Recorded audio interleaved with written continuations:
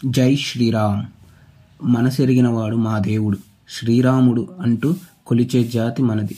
అందుకే ఆ సీతారాముడి ఆలయాలు అడుగడుగునా కనిపిస్తాయి. రాముడు పుట్టిన అయోధ్యలో రాములోరి గుడిని కొత్తగా కనీవిని ఎరగని రీతిలో నిర్మించారు. ప్రపంచంలో 3వ అతిపెద్ద హిందూ దేవాలయం ఇదే. ఒక రకంగా మనం పాన్ ఇండియా ఆలయం అని చెప్పుకోవచ్చు. వివిధ ప్రాంతాల వారు ఆలయ నిర్మాణంలో తమ వంతు పాత్ర పోషించారు. కనుల పండగగా రేపు 22న ప్రతిష్టాపన జరుగుతున్న ఈ అయోధ్య రామ మందిరాలు కొన్ని విశేషాలు తెలుసుకుందాం. శ్రీరాఘవుడు, నీలిమేఘశ్యాముడు, ఏకపత్ని వ్రతుడు, సుగుణాలధాముడు, పితృవాక్య పరిపాలకుడు, ఇలా చెప్తూ పోతే రాముడికి విశేషణాలు ఎన్నో. కారణ జన్ముడే అయిన మానవమాతృడిగా మనలో ఒకడిగా ఈ నేల మీద జీవించినవాడు. దశావతారాల్లో ఎక్కువగా ప్రాచుర్యం పొందింది రాముడి గాథే. అందుకే రాముడి కళ్యాణానికి ఆకాశమంతా పందిరి వేసి ఊరంతా పీటలు వేసి ఏటా ఘనంగా జరుపుకుంటాం. రాముడి జీవితంలోని ప్రతి ఘట్టము వేడుకే. రాముడు అయోధ్యావాసి, అక్కడే పుట్టి పెరిగాడు. రఘుకుల చక్రవర్తిగా పరిపాలించింది అక్కడే. ఆ అయోధ్యాపురిలో నభూతో న భవిష్యత్తుగా రామ మందిరాన్ని నిర్మిస్తున్నారు.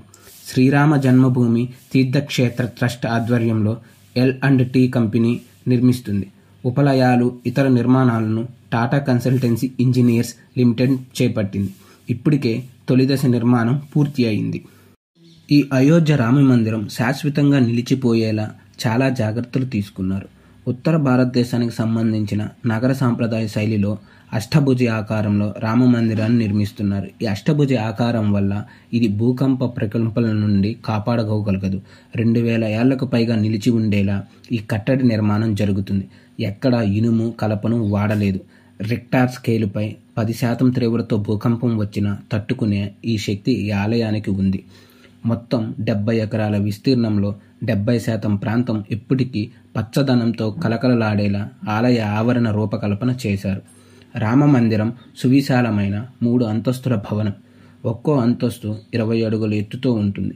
కింది అంతస్తులో శ్రీరాముడి జననం, విద్యాభ్యాసం తదితరాలను తెలియచేసే ఫలకాలు, మొదటి అంతస్తులో రామ దర్బారు తెలియచేసే ఫలకాలను పొందుపరిచారు.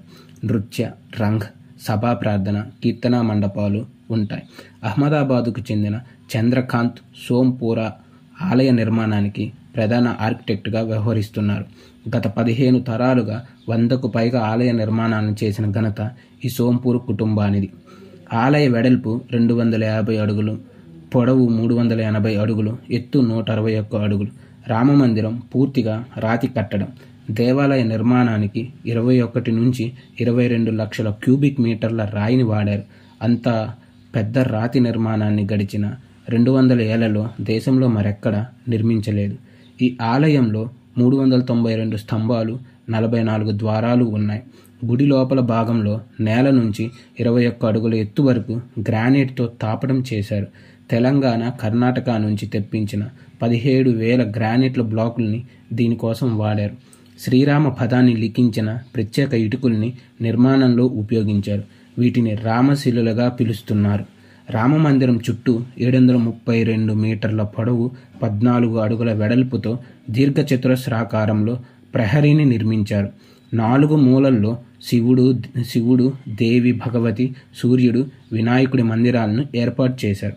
ఉత్తరాన అన్నపూర్ణాదేవి, దక్షిణాన హనుమాన్ మందిరాలను నిర్మించారు. ఆధునిక పరిభాషలో చెప్పాలంటే అయోధ్య రామ మందిరం పాన్ ఇండియా టెంపుల్. అనేక ప్రాంతాల వాళ్ళు ఈ ఆలయ నిర్మాణంలో భాగస్వాము అయ్యారు. వీటన్నిటికంటే గొప్ప విశేషం ఏమిటంటే నేపాల్ నుంచి సీతమ్మ పుట్టిన ప్రదేశం జనకపూర్ ప్రస్తుతం నేపాల్లో ఉంది. అంగరంగ వైభవంగా జరుగుతున్న అయోధ్య రామ మందిర ప్రారంభోత్సవానికి తమ వంతు కానుకలను పంపింది జనకపూర్. పుట్టింటి వారు పెళ్లి కూతురితో అత్తింటికి సారిని పంపించినట్టుగా జనకపూర్ నుంచి మొత్తం 1100 గంపల్లో వివిధ కానుకలను అయోధ్య రాముడికి పంపించారు. బంగారు, వెండి, ముత్యాలు, ఆభరణాలు, తినుబండారాలు, ఎండు ఫలాలు, ధాన్యం, దుస్తులు, సౌందర్య సాధనాలు తదితర కానుకలను పంపించారు. అయోధ్యకు 458 కిలోమీటర్ల దూరంలో ఈ జనకపూర్ నుంచి 500 మంది ఊరేగింపుగా 30 కార్లు, 5 బస్సుల్లో జనవరి 4న అక్కడ జానకి మందిరంలో ప్రత్యేక పూజలు ఆచరించి జనవరి 6న అయోధ్య చేరుకున్నారు. వీరికి ప్రత్యేక వసతిని కల్పించారు అయోధ్య రామ మందిర నిర్వాహకులు. హైదరాబాద్ నుంచి అయోధ్యకి చాలా దూరం. కానీ రామమందిర క్రతువుల్లో హైదరాబాద్ నగర నిపుణులు కూడా భాగస్వాములు అయ్యారు. రాములు వారి పాదుకల్ని నగరానికి చెందిన లోహశిల్పులే రూపొందించడం విశేషం. ఓల్డ్ బోయినపల్లిలోని లోహశిల్పి పిట్టంపల్లి రామలింగాచారి రామయ్య పాదుకలను తయారు చేశారు.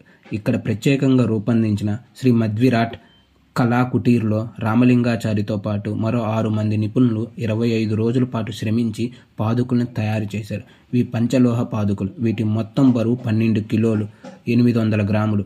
ఈ పాదుకలు 100 ఏళ్లైనా చెక్కు చెదరవని నిపుణులు తెలియజేస్తున్నారు. వీటిని బంగారు తాపడం చేయించి మరింత సొబగులుగా అద్దారు.